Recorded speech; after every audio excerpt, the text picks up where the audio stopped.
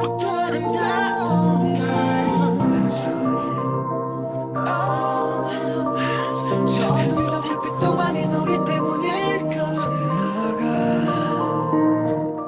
you ever seen a fandom that acts like ARMY does, be disorganized and this set on achieving goals that maybe even BTS even set themselves? No, certainly not at this level. I mean, I've seen, I spend a lot of time on Twitter, and so I see all sorts of different music fandoms, normally just like fighting with each other in comments. But as far as like setting up like mutual funds to give out to people to help, download music and like organizing all those streaming parties and everything like that. Like I have never seen that sort of organization or that level of like mobilization among a fandom. Certainly not. Yeah. Why do you think that is? Like what makes BTS have such a fandom that wants to do all those things? Yeah, I mean, I think first and foremost it comes down to the music. Like these fans care about the music, the art that is being put out, and like it has a profound impact on them personally. So that's where it starts. But I think there's also this certain level of kind of feeling like fans and the band members are sort of in this thing together.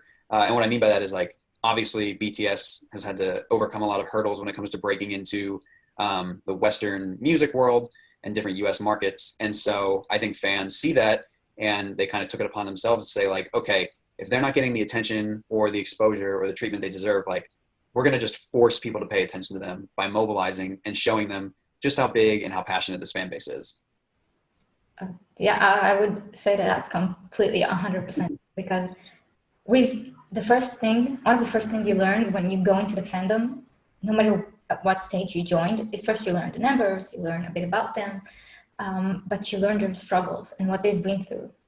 And it's a lot, and it creates this certain need for you. First, we, as people, usually root for the underdog. Mm-hmm. But even without that mentality, it's just you have this video footage of all their struggles, of how they were invited to awards show or to shows, and then we're told, oh no, you're not going to perform tonight. So they went after the show ended because they knew they had fan in the crowd. So after the confetti fell and everyone left, they got on stage and performed. So you see the struggles, you've seen what they've been through and how they were mocked and disregarded and treated like they weren't artists, they were barely idols. And it creates this need to give back and to appreciate their work and make sure that it's noticed. Mm-hmm.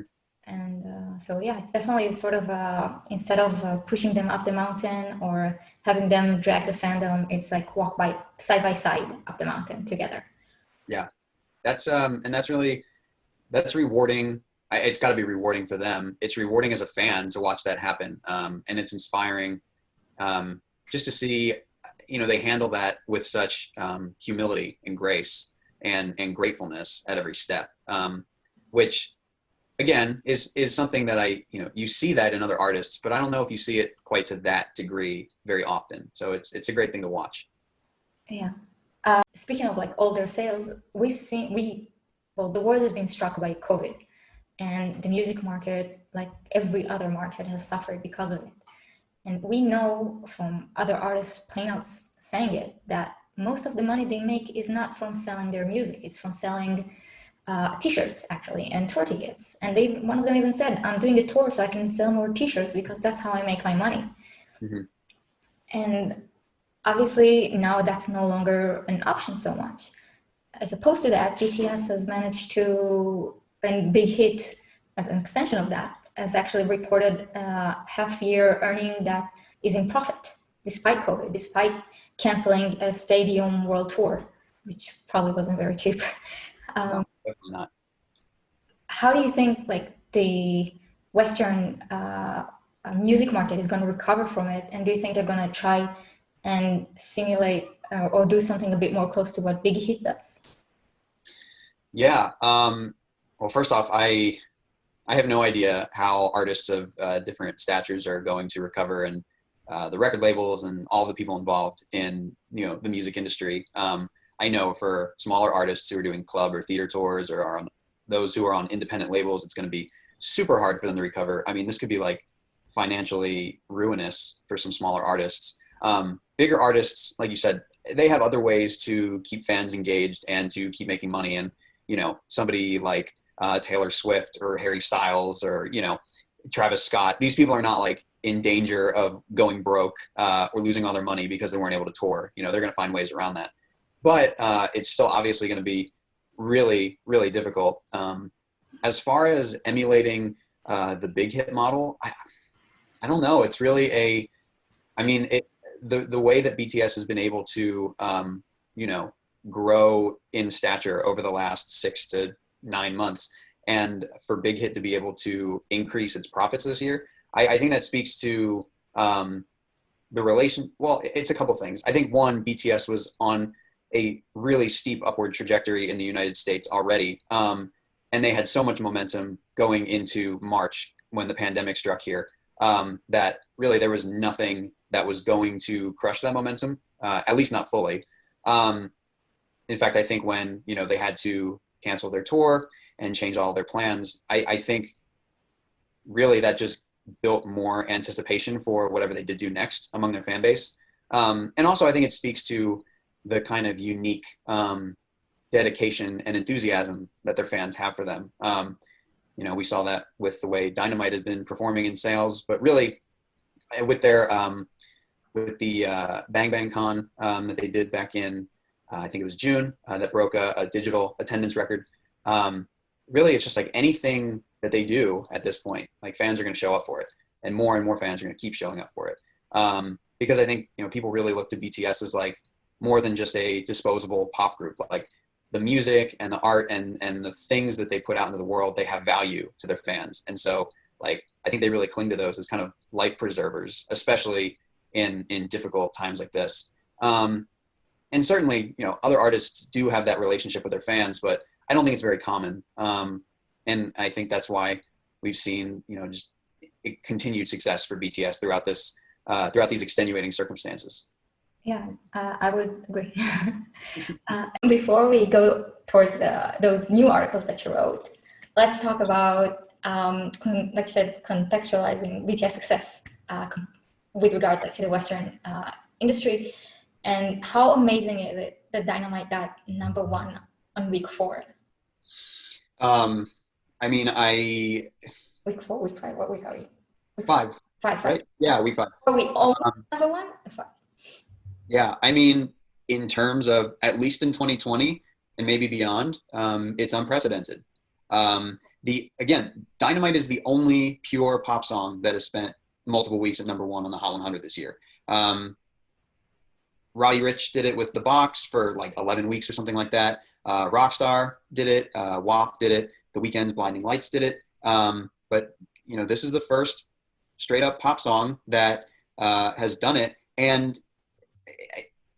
even if it hadn't hit #1 again in its 5th week, Dynamite's performance on the Hot 100 has been historic when you look at the rest of BTS's songs. I mean, BTS were not strangers to charting songs in the top 10.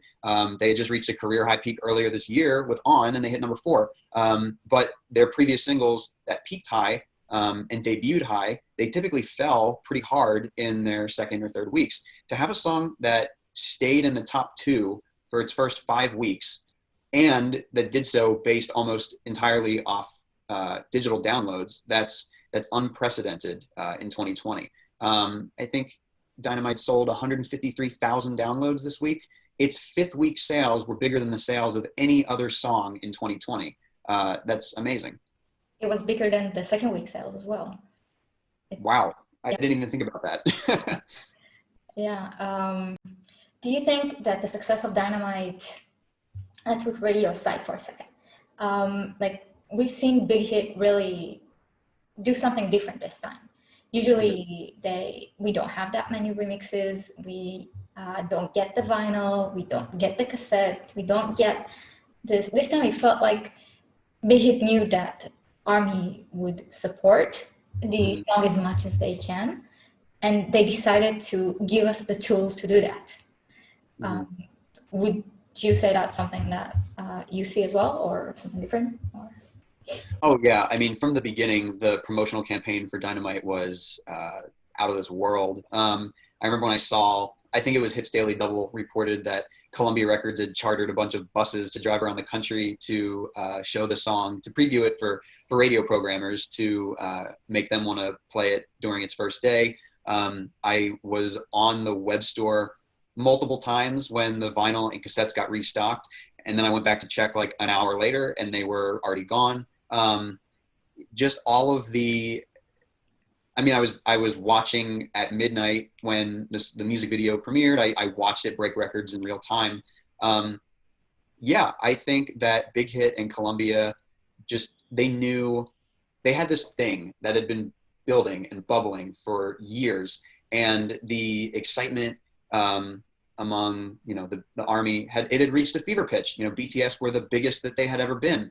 And they decided to pull out all the stops to really push this over the edge. I mean, even the fact that this is their first all English single, that they were courting radio, knowing that they had that in their pocket to get radio to be more willing to play the song. That on top of the fact that they had all the physical editions and the remixes available, I like the way you put it. Yeah, they gave fans the tools to support them in a number of different ways. And obviously it paid off. It continues to pay off.